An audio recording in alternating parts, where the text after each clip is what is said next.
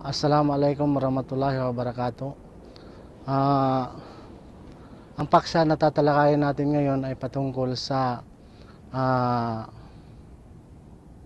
limang haligi ng Islam. Ang unang haligi ng Islam ay ang shahada. Ibig sabihin sa Tagalog ay panunumpa. Manunumpa ang isang tao na wala na siyang ibang Diyos na sasambahin maliban lamang sa Allah. At lahat ng mga tinatawagan niya noon na mga Diyos-Diyosan kagaya ng mga santo, mga rebulto at mga tao kagaya kay Maria, kay Kristo, iiwanan niya na yon. Iukol niya na lang kanyang pagsamba sa nag-iisang Diyos at tunay na tagapaglikha ang Allah subhanahu wa ta'ala. Ang pangalawang haligi ng Islam ay ang sala. Ipinag-utos ng Allah subhanahu wa ta'ala na ang bawat Muslim ay magsagawa ng pagdarasal ng 5 beses sa isang araw. Ang pagdarasal ay paghuhugas ng kasalanan. Kagaya nga ng sinabi ng hadith ng Propeta Muhammad sallallahu alaihi wasallam, kung mayroong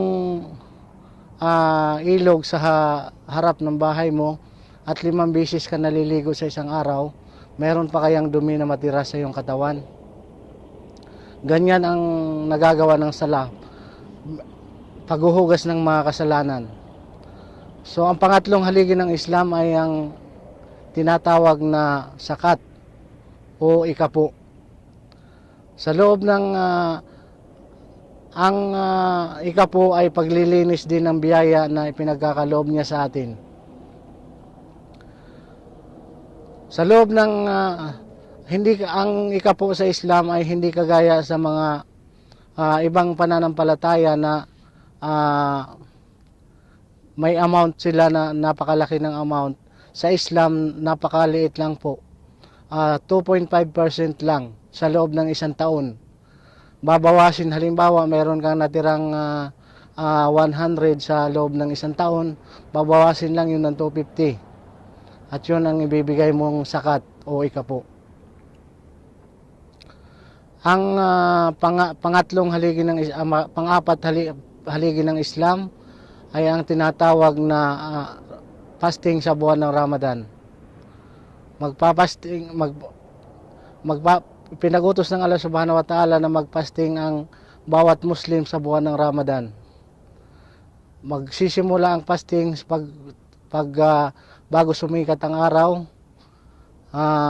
Hanggang maghapon na yon, iiwasan ng isang Muslim ang pag-inom, pagkain, o kung ano pa mga bagay na ipinagbabawal sa pagpapasting.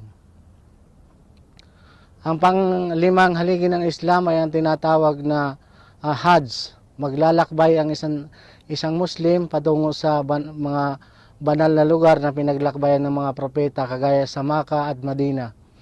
Pupunta doon at may mga ritual na ginagawa at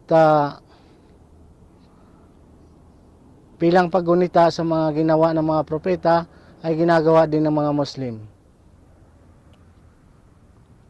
Akhir dawa, Assalamualaikum warahmatullahi wabarakatuh.